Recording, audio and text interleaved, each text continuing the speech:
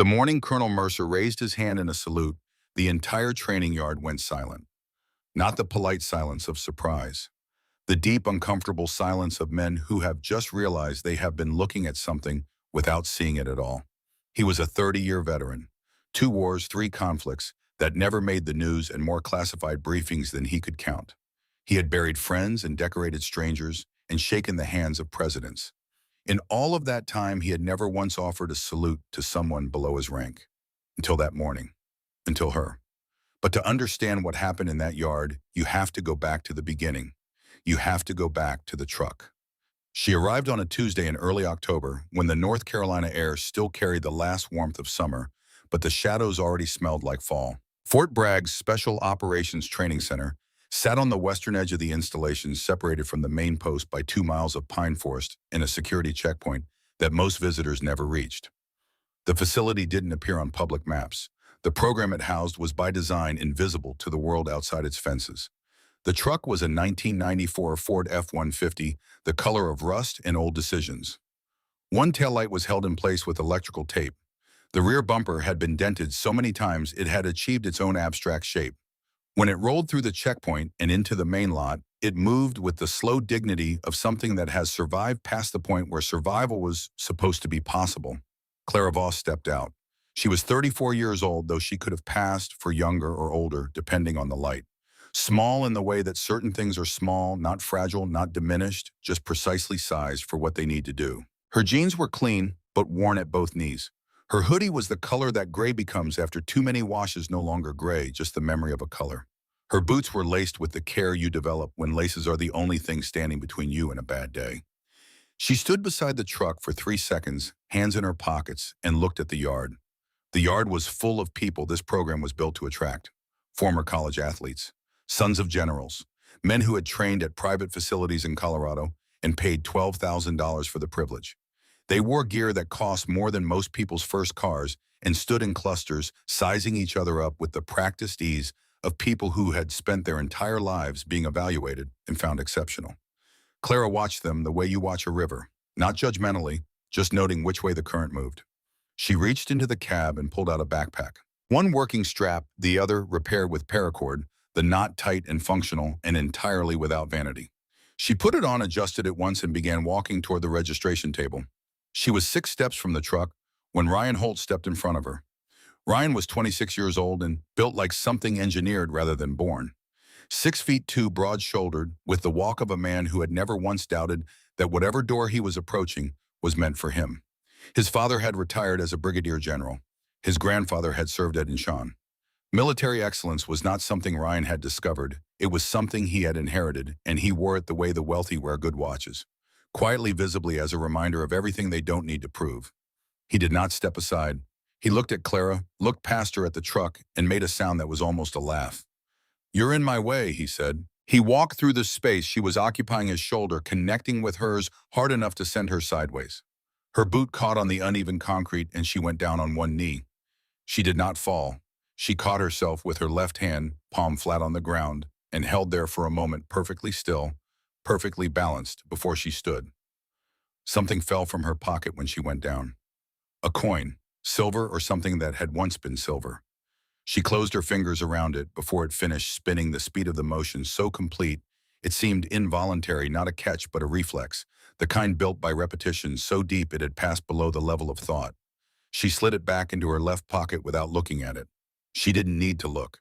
She was the only person in the yard who did not watch Ryan Holt walk away. Captain Decker ran their program the way a certain kind of man runs everything, loudly, efficiently, and with the expression of someone who has already decided what he is looking at. 11 years as an instructor, before that 2 deployments with distinction. He was not a cruel man, not exactly, but he had spent so long in environments that rewarded hardness that softness had become for him a kind of moral failure.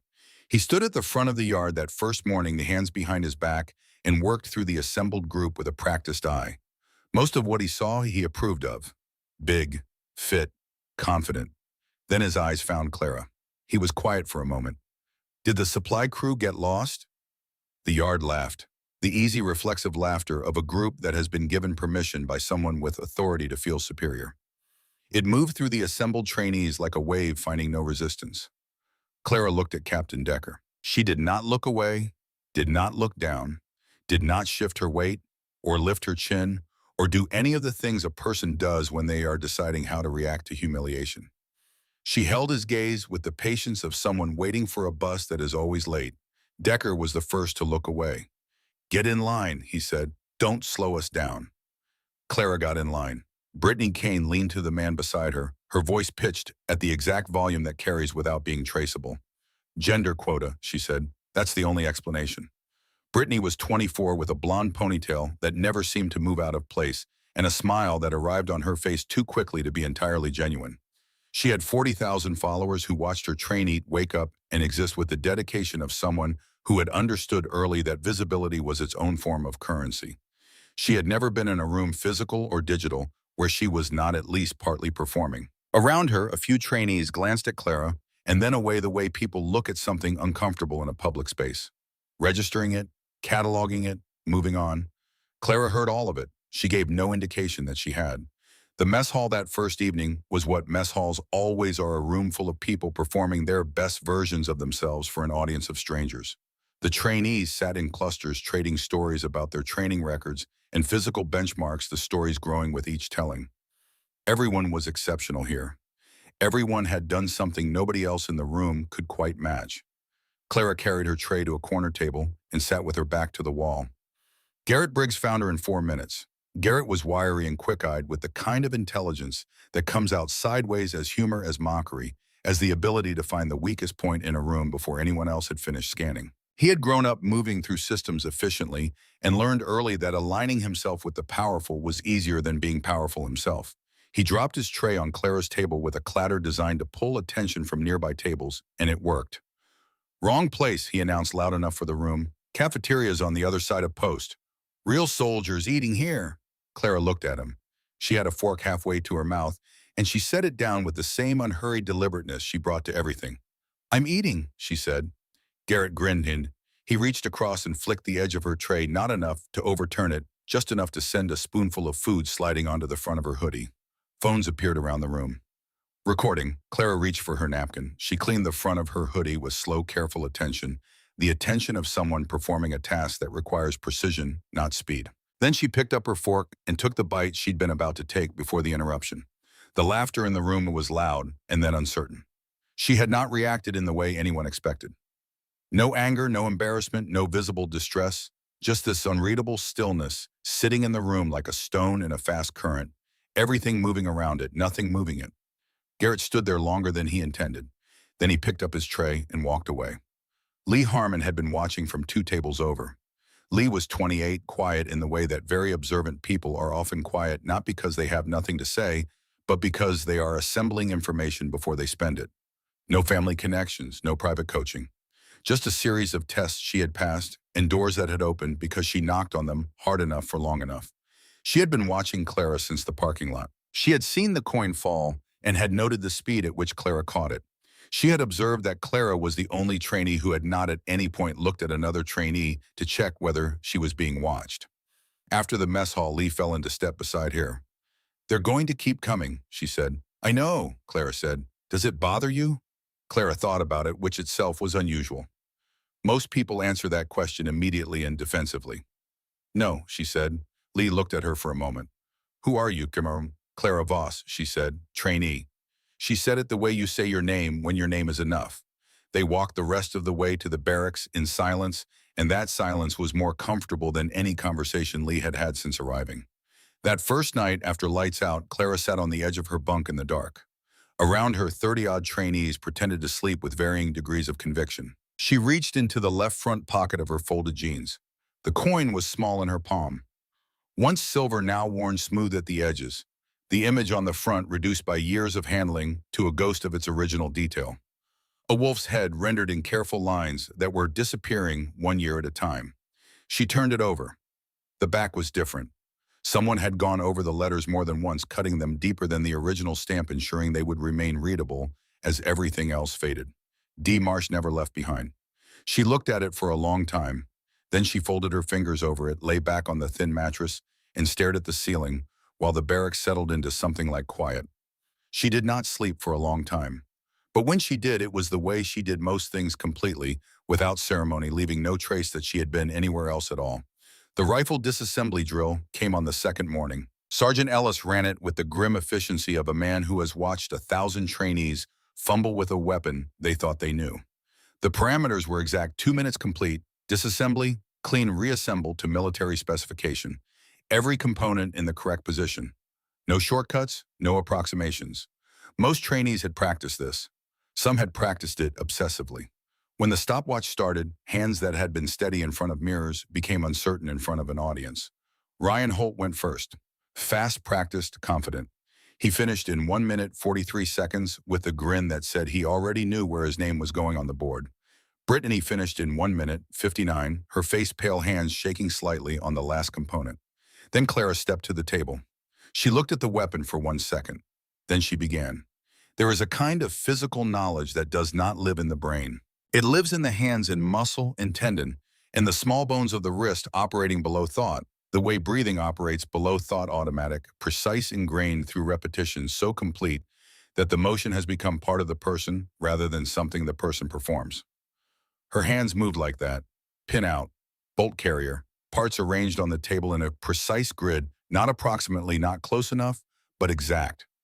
Every component touching the table in the right position in an order so consistent it could have been reproduced in complete darkness. 52 seconds. Sergeant Ellis looked at his stopwatch, then at Clara, then at the stopwatch. He did not speak immediately. The room was quiet in a way it had not been since they arrived. A lieutenant standing near the wall leaned toward Ellis and said quietly enough that he thought no one else would hear, "Her hands didn't move once. That's Special Forces steady." Ryan heard it. "Lucky," he said from across the room, loud enough for everyone. "Let's see her on the range."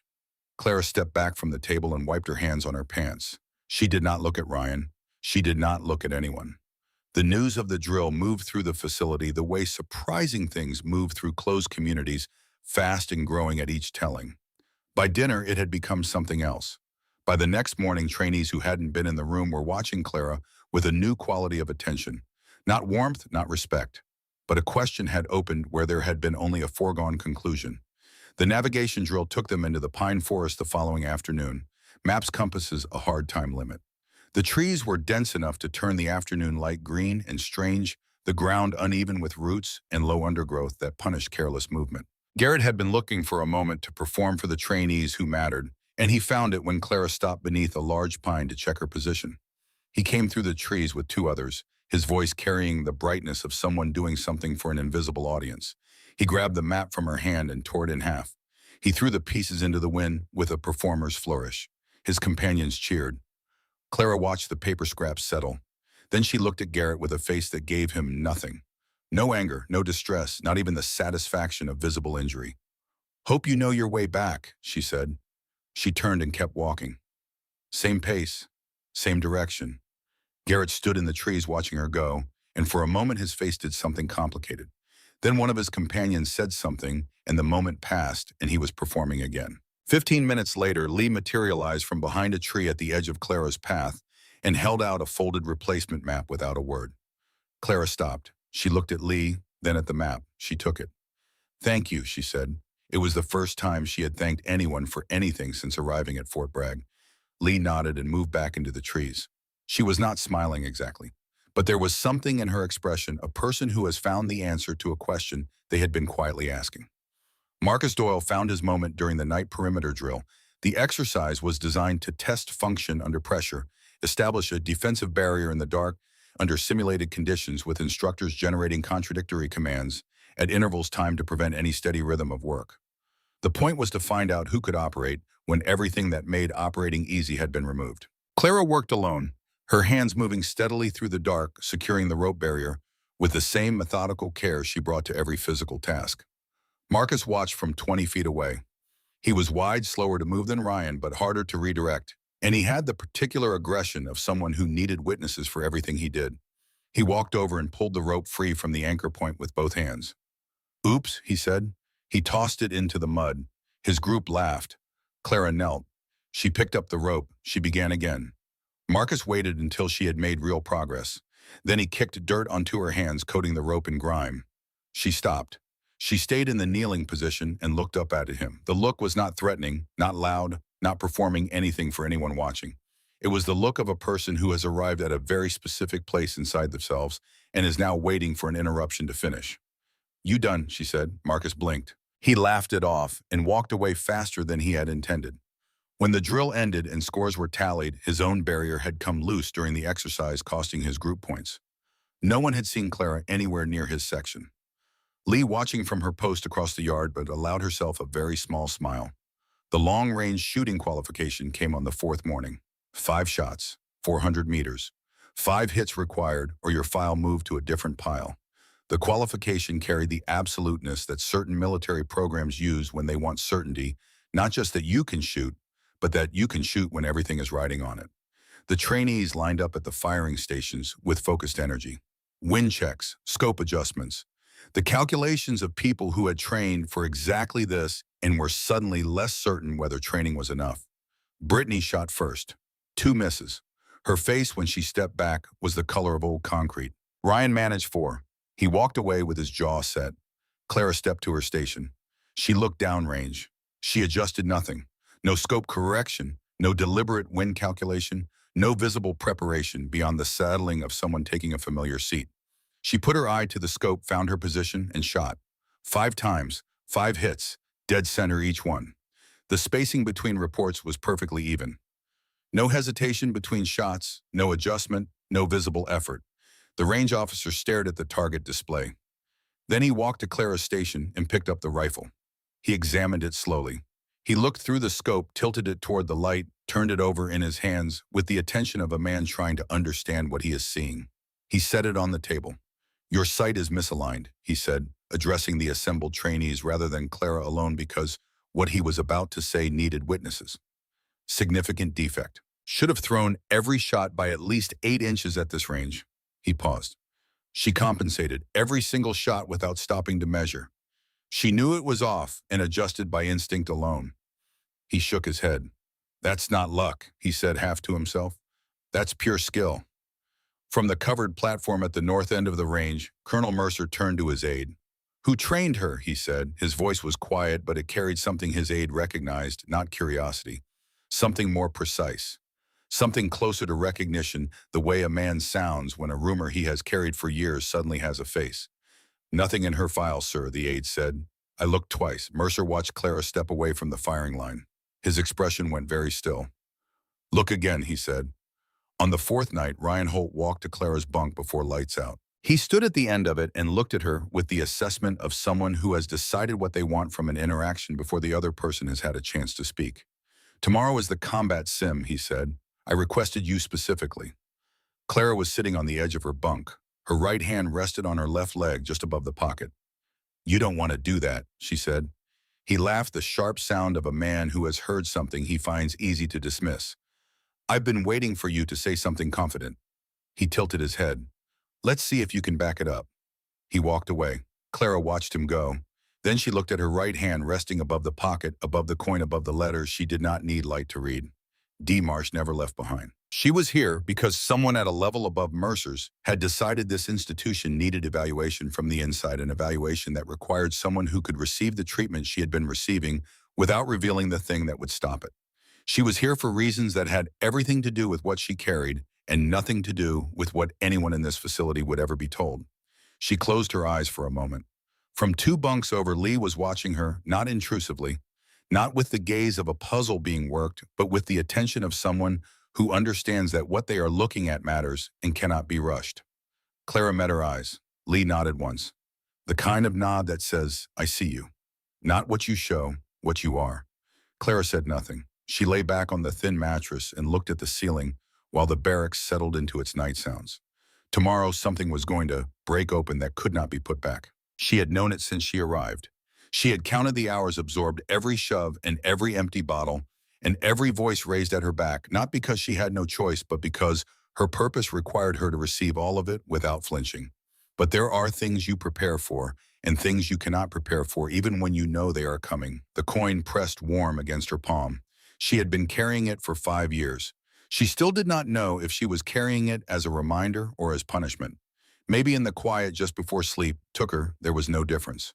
The combat simulation was scheduled for 7 in the morning, but the yard felt different before the sun had cleared the tree line. A tension collected in the air that experienced people recognized the feeling before something irreversible. Most of the trainees could not have named it, but they felt it. They moved through their morning routines with less noise than usual, eating faster, speaking less, their eyes finding Clara, and then finding somewhere else to be. Ryan Holt arrived early. He stretched with the deliberate visibility of someone who wants the preparation itself to be part of the performance. He wore a different shirt than the day before, newer fitted across the shoulders. He had made choices this morning about how he wanted to look. Clara arrived exactly on time. Same hoodie, same boots. She set her backpack against the fence post she had used each morning and stood with her hands in her pockets and looked at the simulation area with the same quality of attention she brought to everything, steady, unhurried, collecting information that no one else was gathering. Captain Decker read the pairings from a clipboard. When he said their names together, Holt Voss the yard made a sound.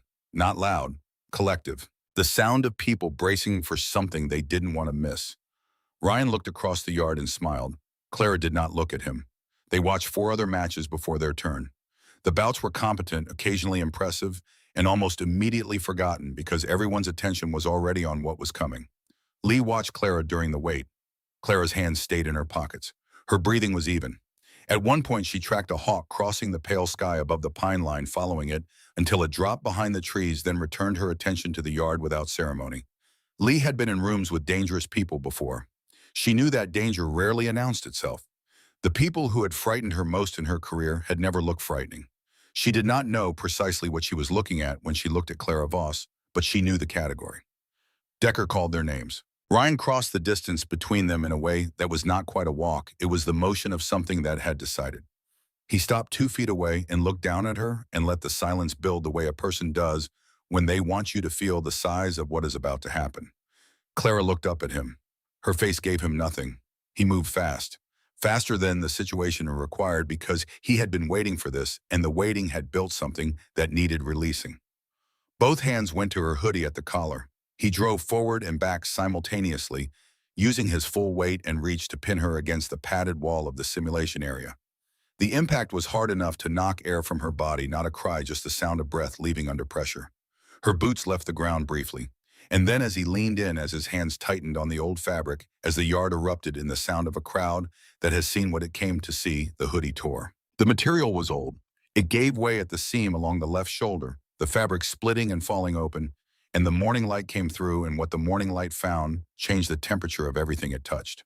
On her left shoulder blade, rendered in black ink with a precision that spoke of permanence, not decoration, not fashion, but the deliberate marking of something that was meant to outlast everything else, was a tattoo. A wolf, black in a style that was old, in the way of traditions of things that carry meaning older than the people carrying them. Its body was shadow-given form, and beneath it, held in the wolf's jaws, was a human skull, rendered with anatomical accuracy, not stylized, not softened. The skull's eye sockets were hollow. The wolf's eyes were deliberate points of emptiness, and worked into the base of the image in letters so small and precise they required proximity to read, was a single name: Shadow Wolf. The laughter stopped. Not gradually, the way laughter usually fades when interrupted.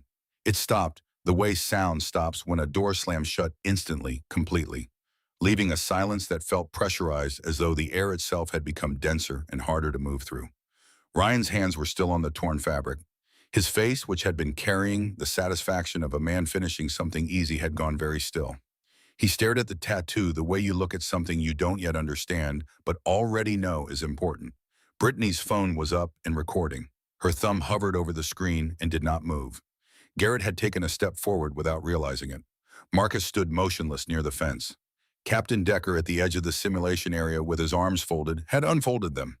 And then Colonel Mercer was moving. He had been on the covered platform at the north end of the yard, as he was each morning. He was not a man who moved quickly anymore. Age and 2 surgeries had taken some of that. But he crossed the distance from the platform to the simulation area with a directness that made it seem fast. His aide spoke to him as he moved. He did not slow down. He stopped 6 feet from Clara. His face was the color of old ash. His eyes had not left the tattoo from the moment the fabric fell away, and they did not leave it now. What lived in his expression was not ordinary surprise. It was the expression of a man who has carried an uncertainty for years and has just received confirmation that what he suspected was true, and that the truth is larger than he estimated. His right hand came up. The salute was perfect. 30 years of practice made it automatic, his hand reaching the precise angle above his brow and holding there with absolute steadiness. His aide stepped forward. "Sir," low urgent. "Sir, what are you doing?" Mercer held the salute. "No one carries that mark," he said, and his voice was not the voice of a man addressing an audience. It was the voice of a man saying something true and needing to say it correctly.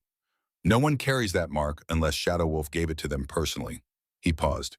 He only ever had one student.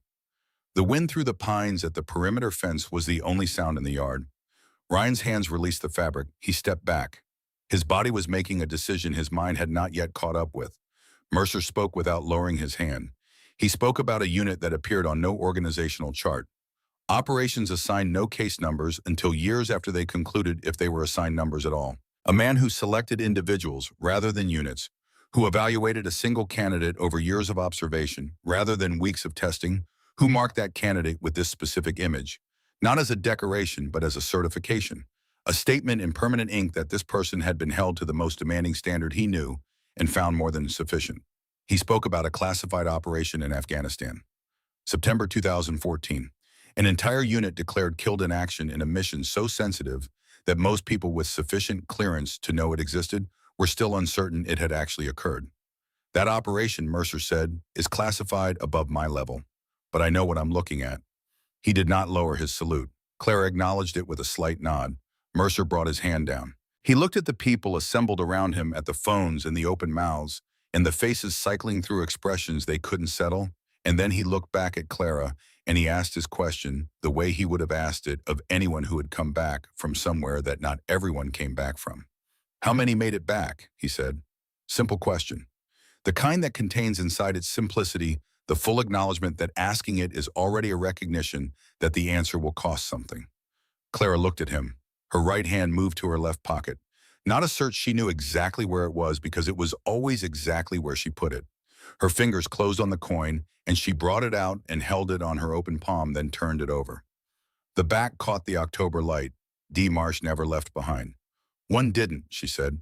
The leveling of her voice required something you could hear it if you were listening for it, which Lee was. The effort of a person arriving at the edge of something they have said many times inside themselves and far fewer times aloud.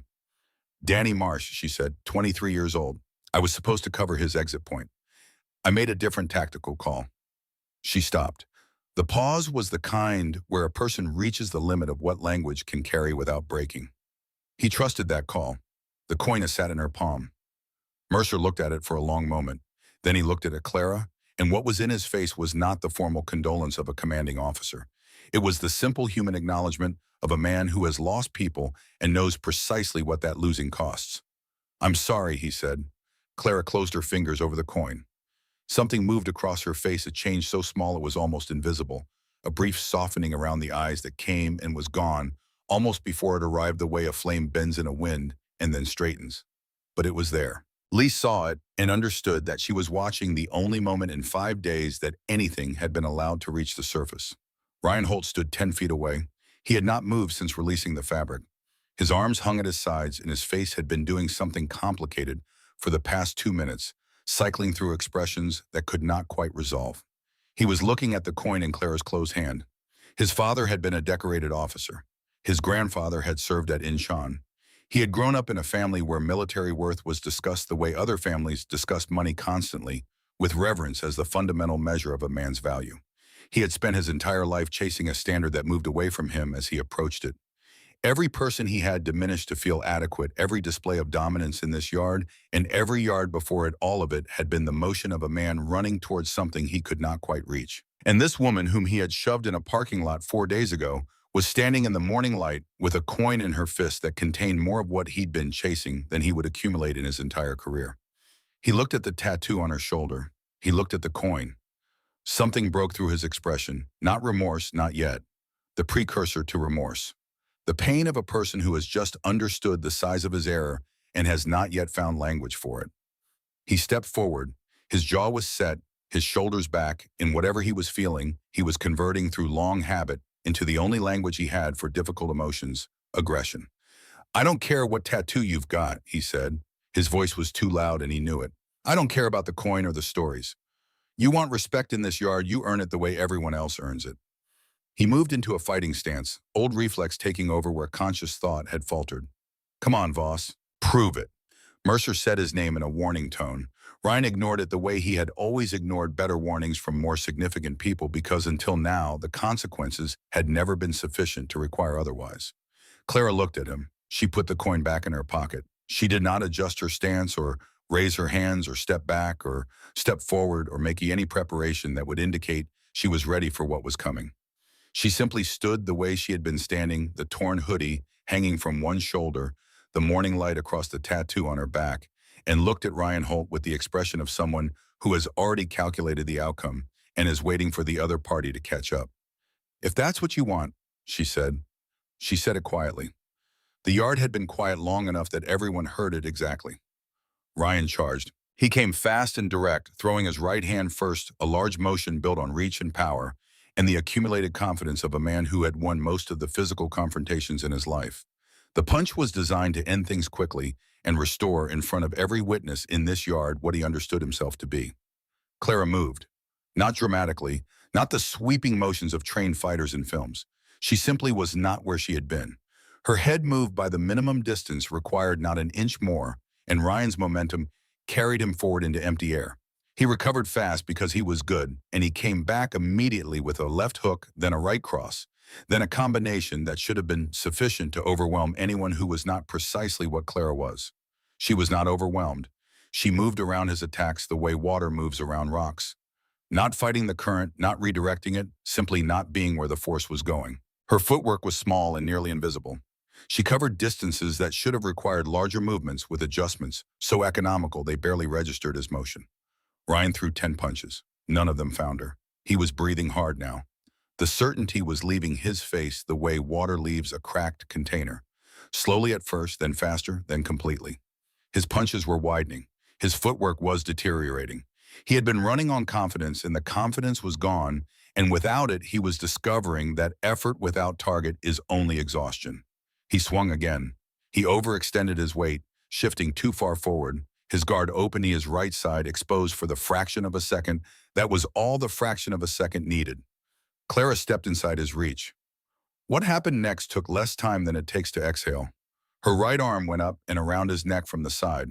Her left hand crossed and clasped her own right wrist. She turned her body and applied pressure at the exact anatomical locations where pressure produces unconsciousness, not pain, not injury, just the measured interruption of blood supply to the brain that the body cannot resist regardless of will or pride or how much you have to prove. 8 seconds. Ryan's eyes went. His knees buckled, and then his body followed, and Clara guided him down with both hands still on him, controlling the fall, lowering him to the ground until he was on his back and she could release him and step away. She stepped back. She looked at him. She was not breathing hard. The yard made no sound. Not a word, not a shuffled boot, not the noise of a body shifting its weight. The birds in the pines at the perimeter fence were the only sound for 10 full seconds, and those 10 seconds were longer than they should have been. Captain Decker walked forward. He looked at Ryan on the ground. He looked at Clara. He looked at the assembled trainees, Brittany with her phone at her side, Garrett with his eyes on the grass, Marcus motionless at the fence post, Lee standing apart from all of them with an expression that was not quite vindicated and not quite sorrowful, but somewhere between the two. He looked back at Clara. Effective immediately, he said, and his voice carried the authority of a man who has just recalibrated, who has just understood where the actual lines of competence in this yard are drawn. Voss is designated as honorary instructor. You will take direction from her. You will treat her orders as you would treat mine. He paused. Anyone who has a problem with that, he said, has a problem with me. Clara picked up her backpack from the fence post. She adjusted the paracord knot, pulled the torn section of her hoodie closed as best she could, and began walking. The trainees moved out of her path, not in the exaggerated way of performance, but naturally without thinking about it, the way crowds make space for things moving with certainty. She walked past Brittany without looking at her. She walked past Garrett. She walked past Marcus, who had found something interesting to examine near his left boot. She did not slow down. Lee watched her go. Then she looked at the ground where Ryan was beginning to stir, and at the wall where Clara had been pinned, and at the morning light falling across the simulation area, at the same angle it had been when all of this began, indifferent to what had happened beneath it. 2 hours later, a young officer approached Lee near the equipment shed with the nervous formality of someone carrying a message he didn't fully understand. He told her she was needed at the main gate. She went. At the gate, Clara stood at a slight distance from an arrangement that had formed without her direction. Colonel Mercer was there, hands behind his back, standing at attention. 3 base security personnel had positioned themselves at a respectful distance. A car, dark, unmarked, the kind of vehicle that exists in large numbers in Washington and remains invisible because of its deliberate unremarkability, was parked with the engine off. Standing beside it was a man. He was somewhere in his late 50s. His hair was iron gray, not the soft gray of age, but the harder color of material that has been through a process. Dark slacks, a jacket cut for movement rather than appearance. He stood with his weight distributed evenly, hands at his sides, and looked at the facility around him with the unhurried attention of a man for whom this kind of place is a well-understood landscape. When his eyes found Clara, something passed between them that had no name in ordinary language. The recognition of people who know each other so completely that looking itself becomes communication carrying relief and acknowledgement, and the weight that accumulates between two people who have worried about each other across long distances and real danger. Mercer cleared his throat. He addressed the assembled witnesses with the formal precision of a man who understands this moment will be talked about. "General Nathan Cole," he said. He paused. The pause was deliberate. The pause was the most important part. Clara's husband. Brittany made a sound, not a word, just the involuntary noise of a person whose understanding of a situation has been revised so completely that the revision is physical. She stepped back. Garrett had stopped walking entirely. Lee stood at the edge of the gathered group and felt the particular satisfaction of someone who had suspected something without knowing its shape and was now seeing the shape clearly. Not surprised, confirmed. Nathan Cole looked at his wife. He made no performance for the people watching. He did not adjust his expression for the audience or turn the moment into something for their benefit. He simply looked at Clara the way he had looked at her for however many years. They had been the kind of people who looked at each other that way, with the recognition that comes before words and remains after explanations. Clara met his eyes. For a moment, a fraction of a second before she controlled it, her face showed something that 5 days of systematic effort had not been able to produce. Not the small fracture Lee had caught near the coin in the simulation yard, but something larger. The expression of a person who has been holding something alone for a long time and has just felt the weight of it shift because someone else has arrived. It lasted less than a second. Then she was Clara Voss again, her expression settling back into its characteristic steadiness, and she covered the distance between them with the same economy of motion that governed everything she did. "You didn't have to come," she said. "Yet I did," he said. He reached into the inside pocket of his jacket. His hand paused there. Something crossed his face, a reading, a calculation about what this moment required versus what could wait. He let his hand fall. He placed it instead on her left shoulder, on the tattoo beneath the torn fabric, and held it there for a moment. Not a gesture for the people watching. The private language of two people who have learned to say important things in small actions because the large ones are too easy to see. Then he removed his hand and they walked together toward the truck. The yard watched them go. No one spoke. The truck's engine, when it turned over, was considerably more powerful than the body it was housed in. The sound was wrong for the vehicle, too confident, too certain. It rolled toward the access road with the same unhurried authority that Clara had brought to everything she had done since arriving at Fort Bragg. Lee stood at the gate long after the dust had settled on the access road. She thought about the coin. She thought about the 8 seconds. She thought about the 52 seconds at the drill table and the 5 shots at 400 meters, and the rope barrier rebuilt in the dark with muddy hands and the map that was torn and the meal eaten in silence with food on the front of a hoodie. She thought about what it meant to carry something like that coin for 5 years, what it did to a person, what it required of a person every morning to pick it up and put it in their pocket and walk into whatever the day had decided to be. She turned away from the gate. She had a great deal to think about. The classified briefing happened first. A room on the second floor of the administrative building, 2 keycards, a numeric code, 7 people around a conference table that was slightly too large for the conversation it was about to contain. Colonel Mercer set a thin file in the center and did not open it immediately. He let it sit while everyone found their seats, and the waiting itself was its own kind of communication. "Voss Clara E.," he said. "She returns tomorrow morning for final debrief. What I'm about to tell you explains why that debrief matters more than anything else this facility has processed in 3 years. He opened the file. She was not here to train. The room was quiet. Mercer spoke without drama, with the flat authority he used when he needed people to listen rather than react. He described a program within the Pentagon's oversight structure, housed in an office that appeared on organizational charts under a designation that told you nothing about what it actually did. He described a pattern of formal complaints filed over 3 years through protected channels specific enough to be credible, consistent enough to require a response about the culture of this program, about harassment, about the routine dismissal of candidates who did not conform to a narrow profile of what an elite trainee was supposed to look like. He described the condition placed on the program's continuation, an independent evaluation conducted by someone who could receive the treatment and the complaints described without revealing the observation was happening. Someone who could move through the environment invisibly and document its true character in real time from inside it. Voss was selected, he said, because she could do what no official auditor could do. She could experience what was described in those complaints from people who did not know they were being watched and report on it accurately. He paused. Every interaction she had in this facility was documented through encrypted equipment and transmitted each evening. Every incident, every exchange. The report she produced will be reviewed at the Joint Chiefs level and will determine whether this program continues, is restructured, or is shut down. The woman from the oversight office, who had not spoken until this moment, has said, "The report has already been submitted."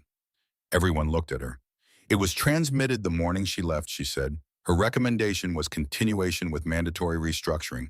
She also noted one individual for specific commendation. She looked at a page in front of her. Lee Harmon, for demonstrating, in Voss's words, the quality of judgment this program should be designed to identify.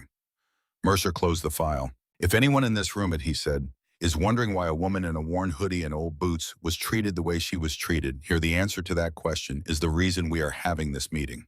He stood, dismissed. The consequences that followed arrived at different speeds. Ryan Holt's board convened 72 hours after the simulation yard. 3 officers, a legal representative, a stenographer, who would later describe the session as the quietest formal proceeding she had attended in 11 years. Ryan sat across from them in his dress uniform, which he had pressed himself the night before with the particular attention of a man who understands that appearance is one of the last things still under his control. The charge was specific physical aggression directed toward a classified operative during an active evaluation period. He did not contest the facts. When the board asked if he had anything to offer in mitigation, he was quiet for long enough that the stenographer looked up from her notes. "My father was in this program," he said. He was looking at the table, not the board. "Nobody ever told me there was a different way to establish yourself. They just kept promoting people who did it the way I did it." He stopped. "I'm not saying that's an excuse. I'm saying I didn't know." The senior officer looked at him for a long moment. "That explanation doesn't absolve you." "No, sir," Ryan said. "I know that." He was discharged within the week. His file received a mark that would follow him into every subsequent background check, every application, every conversation with any commanding officer who read carefully. He did not appeal. On his last night clearing his bunk in the dark after lights out, he did not write anything. He sat with his hands in his lap and thought about his father and about the things his father had never said to him and about whether that silence had been wisdom or failure and whether the distinction still mattered. He did not reach any conclusions. But the questions were doing something to him. He could feel it, and he understood, sitting in the dark with the rest of the barracks breathing around him, that some things don't resolve. They just become part of the way you move through what comes next. Brittany's reckoning needed no formal proceeding. The video she had posted within 40 minutes of the simulation yard before she had processed what she witnessed in the reflex of someone for whom documentation and distribution had collapsed into a single motion, moved through platforms the way certain things move when an audience has decided it is interested.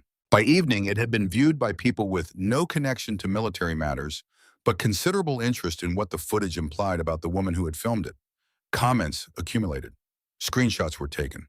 The defense contractor released a statement within 36 hours, careful language, precise meaning, values and culture cited in the specific way companies cite them when they want distance quickly. Her accounts were gone 3 days later. Not removed by platforms. Deleted by her because what was accumulating in the comments had become something she could not continue to read. The internet kept the screenshots the way it keeps everything. Garrett received no board, no formal sanction, He received a duty schedule. Every unpleasant assignment the facility generated found its way to his name on the rotation quietly and without explanation until the explanation became unnecessary. When he attempted to raise a complaint through appropriate channels, he was informed without elaboration that his behavioral record had been reviewed and found relevant to his current assignment status. He did not complain again. Captain Decker's meeting with Mercer produced no termination order and no formal mark on his record. What it produced was a question that Mercer set on the table between them without accusation or drama. In 22 years of command, Mercer said, "How many Clara Vosses do you think you missed?" Decker looked at the service photographs on the wall, the chronological progression of a career. He looked at them long enough that the question had time to do what questions do when they are the right ones. "I don't know," he said. "Neither do I," Mercer said. "That's the problem." Decker drove back to his quarters and sat in his car for 20 minutes before going inside. He was not thinking about the meeting. He was thinking about 52 seconds. About 5 shots at 400 meters with a misaligned sight.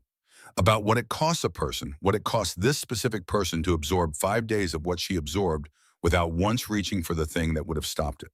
About what that said concerning what the program had been built to find and what it had been systematically failing to see. He went inside and wrote for an hour. 4 pages of handwriting, and he would never show anyone, but would return to at intervals for years. Not conclusions, questions. The questions were enough.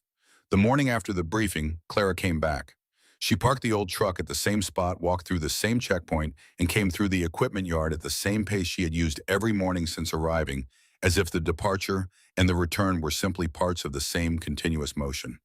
She was wearing the same hoodie now, mended along the left shoulder with small, precise stitching that was clearly her own work. The same boots. Lee found her on the wooden bench at the edge of the equipment yard, cleaning a piece of gear with the methodical care that governed all her physical tasks. She sat down at the far end of the bench. Clara looked up. She did not appear surprised.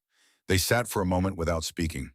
The yard was quiet in the early morning, way too early for the full training schedule, the air still carrying the clarity of dawn before the day's noise took over. "You came back," Lee said. "Final debrief." Clara set the gear aside. "And I wanted to return something." She reached into her left pocket. She held out the challenge coin. It rested on her open palm between them, worn and warm from years of carrying. D. Marsh never left behind. Leah looked at it. She did not take it immediately. "Why me?" she said. Clara looked at the coin in her own hand. "Because you saw something that was worth seeing," she said, "and you acted on it when it cost you something to act. In this yard at that point, it cost you something to hand me that map. You did it anyway." She paused. "That's rarer than people think." Lee reached out and took the coin. It was lighter than she expected. Warmer. "Can I ask you something?" Lee said. Clara waited. "You had the ability to stop them from the first morning. The rifle drill alone would have changed in everything. You could have ended it a dozen different times." Lee turned the coin over in her fingers. "Why did you let it go as far as it went?" Clara was quiet, the particular quiet of someone who has an answer and is taking care in the retrieving of it. "Because I needed to see who they were when no one important was watching," she said. "When they thought the only audience was someone they'd already decided didn't matter." She looked at the equipment yard at the fence line where the pines began. "You can train someone to perform well when they know they're being evaluated. The only truth worth reporting is what people do when they believe they're invisible." Lee thought about that. "Danny taught me that," Clara said. Her voice was level in the way it was always level, except that Lee knew now to listen for what the leveling required of her. He could walk into a room and know within 5 minutes who would hold and who would break. He was almost never wrong. She paused. "Almost." "Almost," Lee said. "He wasn't wrong about people. He trusted a call I made in a situation where my call was wrong, or that's what I believed." The past tense. Lee caught it. Before she could form the question, Clara's phone made a sound unlike any phone Lee had heard, not a ringtone, but a single sustained tone, the sound of a signal rather than an alert. Clara looked at the screen. Her face changed in a way Lee had not seen it change. Not fear. Something more complicated and more specific than fear. The expression of a person who has been waiting for something they hoped would never come and is now confronting the reality that hope was not a strategy. She answered. She said 3 words during the call: "Yes, understood," and "when." Then the line went quiet and she lowered the phone and sat with it in her hand and looked at the middle distance with the stillness of someone whose internal landscape is being rearranged. Lee waited. "Shadow Wolf is alive," Clara said. The words carried a weight that Lee felt without fully understanding. She knew the name, everyone in the facility knew it by now, but the meaning of those three words spoken in this specific voice at this specific moment was something different from the legend she had heard explained in the simulation yard. He's been operating since 2014, Clara said. Not dead, not missing, active and deliberately invisible. She turned the phone over in her hands. He wants to come in. He'll only communicate through me. Lee watched her. Is that good news? He also sent information through the same channel, Clara said, about the 2014 operation. About Danny. She stopped. The yard was very quiet. Somewhere beyond the fence line, a mockingbird was working through its inventory of borrowed songs one after another, filling the morning air with the music of other birds. Danny didn't stay behind because of my call, Clara said. Her voice was controlled with the precision of someone who has spent years learning control, but underneath the control was something Lee could hear, the way you hear a river moving beneath winter ice present, continuous, looking for a place to come through. Shadow Wolf gave him a separate order, she said, direct through a channel I didn't have access to. Danny volunteered to stay, and Shadow Wolf accepted the volunteer, and I was not told because Shadow Wolf had decided I would refuse the mission if I knew. She paused. Danny Marsh did not stay behind because I made the wrong call. She stopped again.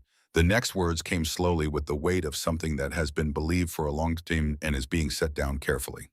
He stayed because he chose to, because that was the kind of person he was. The mockingbird switched to a new song. Lee looked at the coin in her hand. D. Marsh never left behind. She thought about what it means to carry 5 years of something that was never yours to carry. To pick it up every morning and put it in your pocket and walk into whatever the day required of you with the weight of a decision that was not your decision, pressing on every choice you made. She looked at Clara. Clara's face had done something. Not the small controlled fracture from the simulation yard. Something larger, and it held longer, and it was not followed by the immediate settling back into stillness. She sat with it. She sat with the expression on her face and the phone in her hand and the October light coming across the equipment yard, and she breathed once slowly the way a person breathes when releasing something that has been held so long. The release itself requires intention. 5 years, she said quietly. I've been carrying that coin for 5 years. She looked at the bench where it now rested in Lee's hand. I told myself I kept it because he deserved to be remembered. That was true. She looked at the coin. But I also kept it because I believed I owed it to him, that I was the reason. A long pause. I don't know what I do with that, with knowing I was wrong. Lee looked at her carefully the way she had been looking at her since the first morning in the parking lot when the coin fell and was caught before it stopped spinning. Maybe, she said, you start by putting it down. Clara looked at her. Then boots on gravel, the sound of a specific stride, unhurried and familiar, and Nathan Cole came around the corner of the equipment building and stopped when he saw them. He looked at Clara's face. He read it the way he clearly knew how to read it from years of practice and the particular education that comes from caring about someone who keeps most of what they carry below the surface. He covered the distance in 4 strides and stood in front of her and said nothing because there was nothing that needed to be said in the first moment, and he had learned the difference between moments that require words and moments that require presence. He reached into the inside pocket of his jacket. This time his hand did not pause. He held out a challenge coin, silver worn in the deliberate way of something that has been carefully maintained rather than daily carried. The front, a wolf's head identical to Danny's coin. He placed it in Clara's hand. She turned it over. The back held lettering cut deep in the same way, the same hand, the same deliberate permanence. Seavoss still standing. Clara looked at it for a long time. He made this, she said, not a question. Before the 2014 deployment, Nathan said, he gave it to me before the operation. He said, he paused, choosing the words carefully. He said if she ever puts down the other one, give her this. He said he didn't know how long it would take. He said it didn't matter how long. Clara sat with the coin in her closed hand and was quiet, and Nathan stood in front of her without rushing the quiet, and Leah sat at the end of the bench and understood that she was witnessing something private, that she had nonetheless been placed here to see the way witnesses are sometimes necessary, not for themselves, but for what they represent. The presence of another person. The knowledge that a moment is occurring inside a human community and not in isolation. After a long time, Clara stood. She put Nathan's coin into her right pocket. She looked at Lee. Take care of that, she said, indicating Danny's coin. Not as a burden, as a reminder of what it looks like when someone is exactly who they are. Lee nodded. Clara picked up her gear from the bench. She walked to the fence post where she had left her backpack, always the same post, always the same placement, and put it on. Adjusted the paracord knot with 2 practice motions, the way she had adjusted it every single morning. Then she began walking, her right hand moving by reflex toward her left pocket, the motion so deeply ingrained it had become involuntary. The reach for the coin that was no longer there stopped. It stopped before it arrived. Clara stood still for just a moment, her hand at her side, her left pocket empty. Then she kept walking. Nathan fell into step beside her, with the ease of people who have learned each other's pace over years of walking through difficult terrain side by side. They crossed the equipment yard and turned onto the access road that led toward the main gate, and they moved with the coordination of people who have long since stopped thinking about how to move together. Lee watched them until they turned the corner and were gone. Then she opened her hand. D. Marsh never left behind. She thought about Danny Marsh, 23 years old, who had chosen to stay, not because someone ordered him, but because he was the kind of person who chose it. She thought about what that choice cost him and what it meant that he made it freely with full understanding of what it would require. She thought about Clara Voss carrying that cost for 5 years without putting it down, bringing it into every rifle drill, in every bunk, in every barracks, in every morning's worth of someone else's cruelty, and never once letting the weight of it alter the quality of what she did or the precision with which she did it. She thought about 52 seconds. She thought about 5 shots. She thought about a salute. The truck's engine turned over somewhere beyond the main gate, that sound again too large for the body it was housed in, already moving. It faded down the access road into the pine forest, and then it was gone, and there was only the ordinary morning sound of Fort Bragg resuming its ordinary business, unchanged and continuous as it had been before Clara Voss arrived, and would be long after the last person who remembered her face had moved on. The weeks that followed changed the facility at different speeds. Some things changed immediately and visibly. Duty rosters, transfer orders, the altered language in Captain Decker's morning briefings, a difference his trainees could feel without being able to identify its source. Some changes would take months or years to fully surface, the way certain events alter the culture of an institution, not through policy alone, but through the accumulated gravity of a story that gets told and retold until it becomes part of what the institution understands itself to be. Lika departed Fort Bragg in November after her transfer to the advanced program was confirmed. Her commendation notation had arrived attached to the approval with no explanation of the connection. She read it twice, then as she thought about a map pressed into a hand in a pine forest, how small a thing it had seemed at the time and what it turned out to mean. She thought for a while about the standard implied by that, about how little had been required to distinguish herself. She was still thinking about it when she packed her bag. On her last evening, she found a new trainee sitting alone in the corner of the mess hall. First week, clearly anxious, a tray of food she was not eating. Lee carried her own tray over and sat down. The trainee looked up with the expression of someone who has been waiting to be found and is surprised it has happened. First week is the hardest, Lee said. Does it get easier? Lee thought about what she had seen, about the coin in her pocket and the tattoo and the simulation yard and the expression on Clara's face when she first turned over the coin Nathan had carried for 5 years. It gets clearer, she said. Which is better? The trainee considered that. There's a story, Lee said, about a woman who came through this facility a few weeks ago. You should know it before you decide what kind of officer you want to be. She set her fork down. She began with the truck. The rust and the electrical tape and the dented bumper and the way it rolled through the checkpoint as though it had earned the right to pit there. She began with the way Clara Voss had stepped out into the October morning and stood with her hands in her pockets and looked at the yard full of exceptional people without performing anything for any of them. She told it the way it had happened.